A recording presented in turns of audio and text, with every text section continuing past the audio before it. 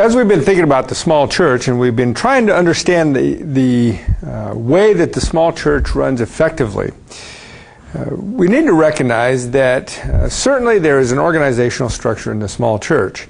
Every church of any size has some type of organizational structuring. And it's true of the small church. However, the mistake we often make is that we make the assumption that the organizational structuring, and especially how we conduct administration in the church, is the same throughout all different sizes of churches. But we need to remember, just as we've seen from the very beginning of the course, that the culture of a community, the culture of the church, affects its perception of how the church operates. The same is true, especially in the area of administration and how it administrates its organization. The small church is different than the large church in relationship to how it operates. In this session, I would like for us just to explore how does the small church operate? How does it set its goals? How does it perceive itself and run itself organizationally? Now, certainly there is strengths and weaknesses to how a church operates regardless of the size. Certainly there are some very important strengths that the large church has in terms of how it operates, in terms of how it conducts its business, and in terms of how it administrates its organization.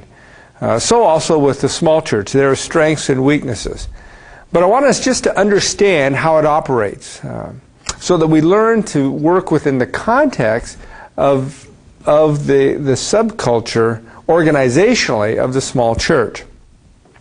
Most pastors fail, especially in administration in the small church, because they try to implement within the small church a large church model of administration. And as a result, they become frustrated, the people become frustrated, and it just doesn't work. And so how can we operate within that? Well, to understand that, we need to understand a little bit again of the nature of the small church, especially in relationship to its organizational structuring. And the first thing we need to recognize is that the small church, they are efficient, but they may not be as efficient as a large church, but they certainly are effective. David Ray, in his book, Small Churches Are the Right Size, makes this comment about small churches. They may not be punctual, businesslike, or efficient, but they work. And the lack of orderliness is part of their genius. The small church can function and thrive without being efficient because of its size. And that's true as we think about the small church, that certainly it can function because of its smallness. And so it's able to move quickly because it does not have to go through a bunch of organizational structuring to make effective changes.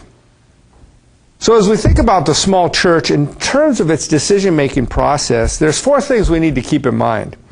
First of all, as we think about decision-making, we need to work towards a consensus rather than just a majority vote. Certainly, it's easy to make decisions when we just do a majority vote in the congregation. But because it operates as a family, it's far better to strive towards a consensus. Now, a consensus, when we mean consensus, we're not saying that it has to be in complete 100% agreement.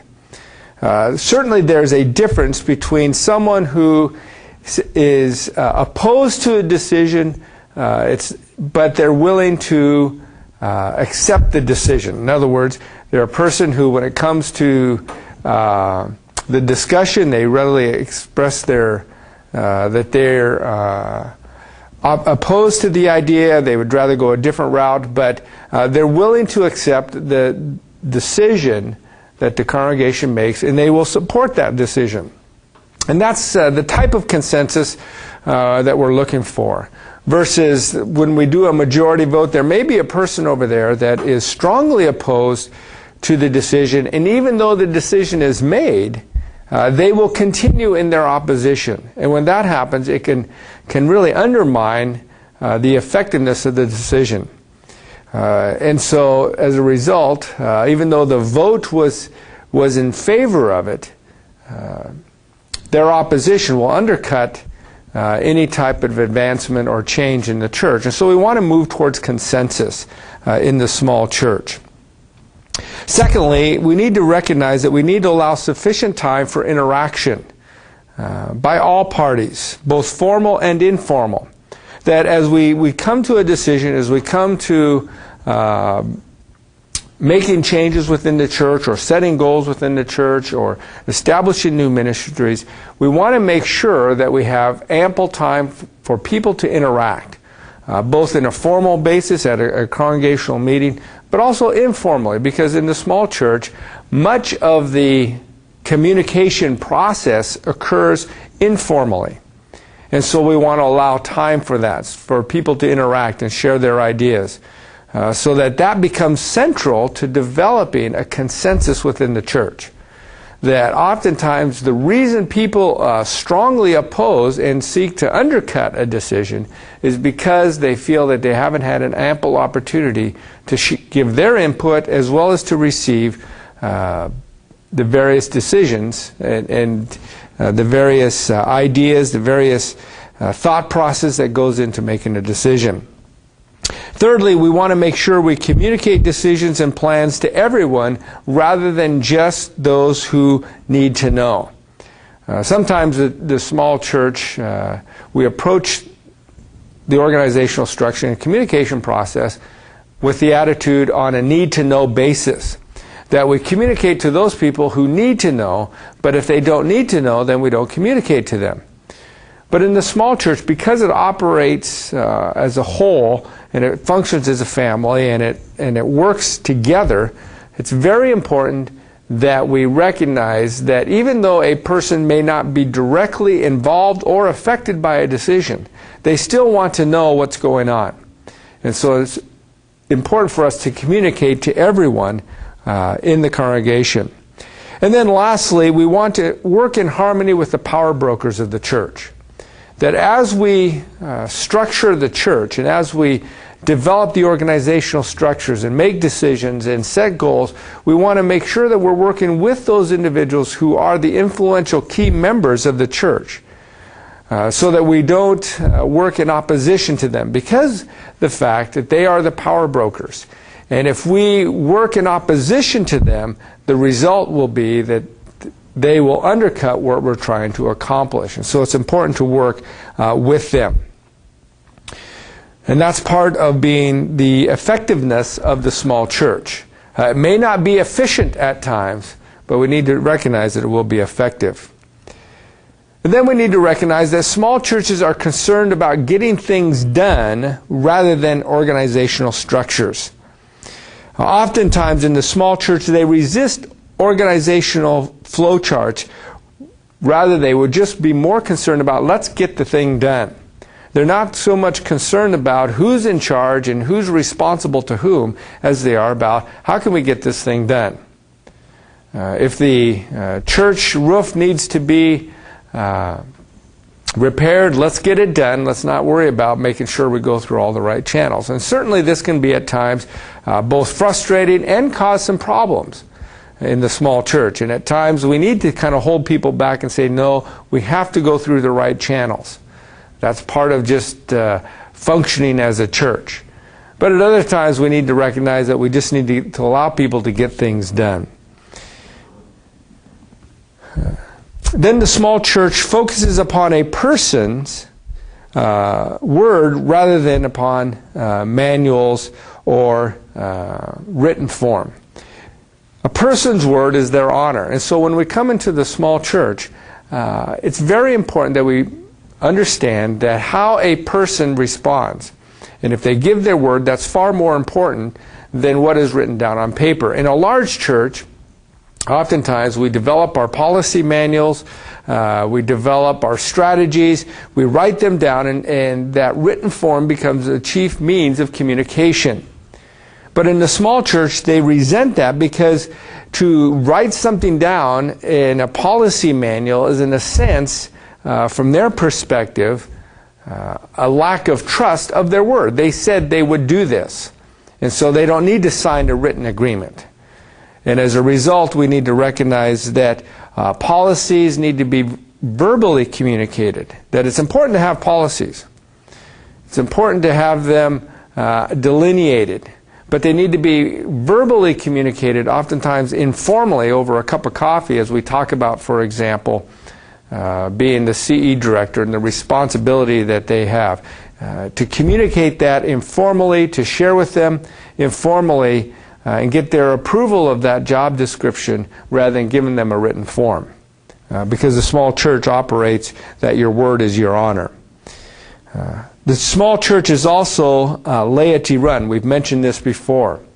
And it's important in administration, as we think about the direction of a church, as we think about setting goals, making decisions, we need to always remember that the small church is laity run. So that means we need to work with the congregation. That it's not about rallying people around our ideas and our vision and our goals and our direction, but rather we must work with them to establish the directions and the goals of the church. And certainly we can share our ideas, we can seek to influence them, but we always need to allow them the right to change the direction of the church. Then we must also recognize that the small church has the potential for significant ministry. Small churches have potential. When examining the small church, oftentimes we approach the church from the standpoint of what it does not have. We think about the resources and the limited resources that the church has. We think about the limited financial foundation the church has. We think about the limited volunteer base of the church. And as a result, we begin to think that the small church can't do much. That the small church does not have much potential because it faces these limitations. However, effective ministry in the small church begins when we accept the church for what it is and begin to see the fact that God can work through the church to accomplish great things. Now, we need to understand that when we look at the small church, the question is not greatness by the world standards, but that the small church always has the potential to accomplish God's will for its ministry. Now, this is because the small church is equipped with everything that it needs to do God's will. That's the promise that God has given us, that He will give us all that we need to accomplish what He desires. So that the small church does have potential to do that. The task of the small church leadership, our task, is to look at that potential in ministry. As one writer makes this statement, he says, relational administrators accept the potential of the congregation they serve. They not only adapt their leadership style to suit the context, they learn how to develop their church from the potential represented in that congregation. They look within, not outside, to see the church's potential. And so the question that we have to wrestle with as we approach ministry is, how much do we see the potential of the church? Regardless of whether the church has 30, 40, 50, 100, 120, within there is a potential for ministry. And that potential is based upon God's working and God's equipping. And so based upon that, what is the potential that we see for ministry, rather than just seeing the lack of resources or the limitations of ministry?